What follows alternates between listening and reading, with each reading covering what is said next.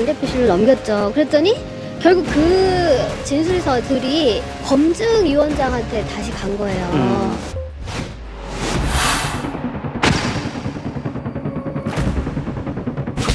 당시 당 대표였던 이재명 대통령은 이를 묵살했습니다.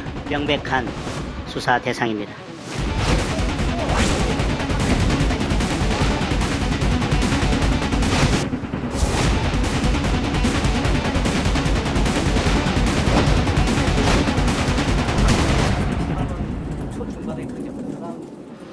자, 영상으로 지금 주제를 만나보셨는데 제가 조금 자세히 설명해 올리도록 하겠습니다. 전직 그 동작구 구의원 2명, 2020년 총선을 앞두고 김병기 전 원내대표 측에 공천 헌금을 줬다가 돌려받았다는 내용의 탄원서를 작성을 했고요. 이 해당 탄원서가 2023년 말에 당시 민주당 의원이었던 이수진 의원을 거쳐서 당시 민주당 당대표였던 이재명 의원실로 접수가 됐던 상황입니다.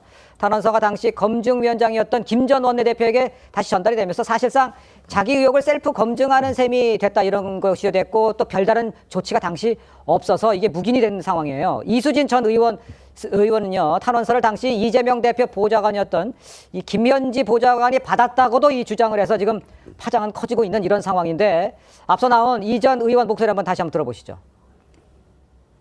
두 분이 진술서를 써왔어요. 돈을 줬다.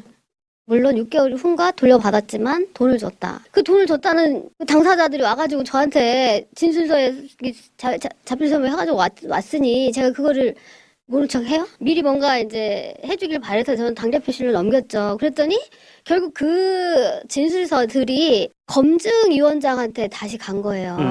그 본인한테. 네. 제가 어떻게 되겠어요? 근데 지금 그분이 또 공간이 간사잖아. 네. 그러니까 네. 지금 김병기 의원 말씀하시는 네. 것 같은데 그 어떤 의혹 자체는 그러면 유야무야 넘어갔다라는 말씀. 그렇죠. 네. 그래서 제가 지금 이렇게 피해를 보고 있는 거예요. 네. 진짜 어이없는 상황인 거죠. 그래서 제가 탈당을 한 거예요.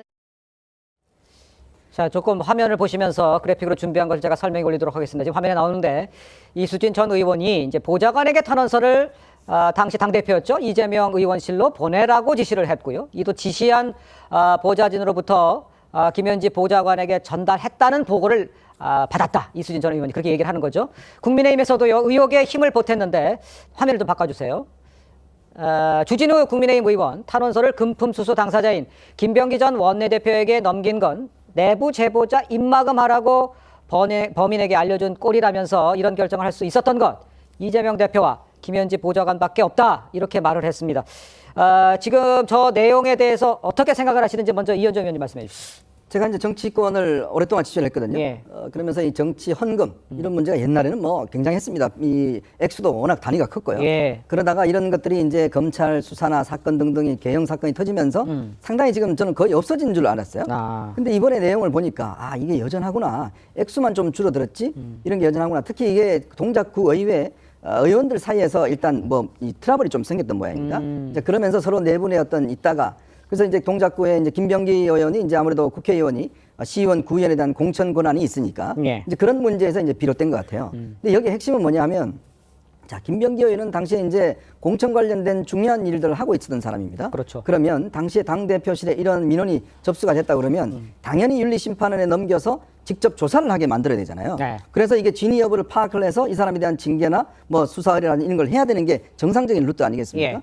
그런데 정작 그 탄원서를 당사자한테 줬다는 거예요. 그러면 이게 지금 이 유출된 것도 제가 알기로는 아마 이게 김병기 의원실 쪽에서 이제 유출된 걸 알고 있는데 그랬다면 아니 세상에 이 고발장을 저 가해자한테 주는 격하고 똑같지 않습니까? 그러네요. 자, 그러면 이제 지금 이수진 의원이 이야기를 하는 게 뭐냐면 이수진 의원하고 이제 같이 그때 동작 가불이었습니다. 네네. 근데 이수진 의원은 이거 이후에 이게 전략 공천 지역으로 지정이 됐어요. 그래서 본인은 거의 그 공천 탈락이 됐습니다. 예. 자, 그런 상황이었는데 당시에 그러니까 이 검증위원회를 바로 김병기 의원이 담당을 하고 있었던 거거든요. 그렇다면 당시 당대표와 그다음에 당대표실에서 핵심적 역할을 했던 김현지 지금 제1부속실장이 과연 이 내용을 알고 있었는지 그리고 왜 이 내용을 뭐 윤리심판원이나 등등 조사를 하지 않고 김병기 당시 의원한테 한 것인지 예. 이게 이번에 주요하게 밝게 될 이유인 것 같습니다. 그렇군요. 알겠습니다. 자, 그런데 일단요, 이 김병기 전 원내대표 측은요, 총선을 앞두고 쏟아지는 이 근거 없는 투서일 뿐이다, 이러면서 탄원수석 내용 모두 사실 무근이다, 이렇게 부인을 하고 있는데, 글쎄 우리 여선용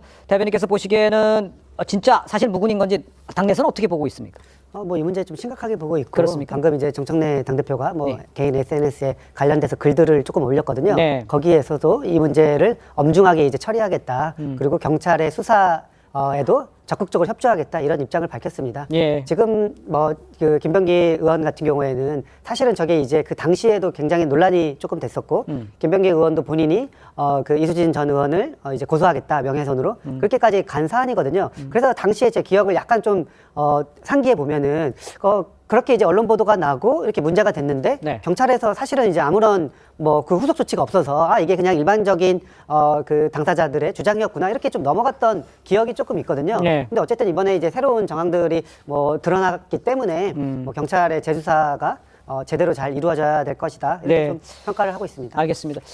일단 그 김병기 전 원내대표가 이제 탄원서 묵인뿐 아니라 사실 배우자 업무 추진 및 사적 유형 의혹도 있잖아요.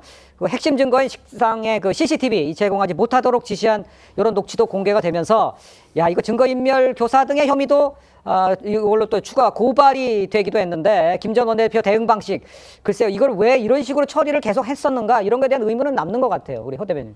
그 김병기 의원이 뭐 블랙 요원이다 뭐 이러지 않습니까? 네. 이제 이재명 대표를 위한 블랙 요원이다라고 얘기하는데 블랙 요원이라는 것이 이제 국가를 위해서 일할 때는 괜찮은데 네. 그렇지 않고 일반적인 나쁜 의미에서 이제 일을 때로는 불법적인 방법으로 이제 막 덮기도 하고 뭉개기도 하고 이제 이런 거 아니겠습니까? 예. 일반적인 법 절차 무시하는 거고. 근데 전형적인 그런 모습이에요. 김병기 원내대표의 모습은 그냥 그 찍어 누르고 때로는 뭐 고소한다 이렇게 해가지고 그냥 없애버리고 그런 식으로 이제 계속해서 이제 지금까지 이렇게 묻어왔었던 것 같습니다. 아하. 근데 저는 그렇게 할 수 있는 그 배경은 뭐냐? 블랙 요원들이 저렇게 무소불위의 행동을 할 수 있는 것에는 배경이 있기 때문에 할 수 있는 겁니다. 백이 있어야 가능한 일이거든요. 네. 저는 저게 총선 직전에 저런 그 공천 헌금 사태가 터졌다. 이러면 선거 결과 자체 바뀔 수 있는 사안입니다. 이건 제가 보기엔 21세기 정당 민주주의를 뒤흔든 2대 그 최대 사건 든다면 저는 전당대회 돈봉투 사건하고 이 건이라고 저는 보거든요. 예. 근데 그런 사건을 그것도 일반